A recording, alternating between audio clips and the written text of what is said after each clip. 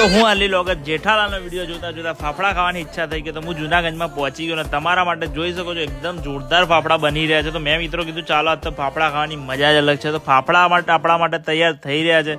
તો મસ્ત એવા ગરમ ગરમ તાજા આપણા માટે બનાવે છે ફાફડા.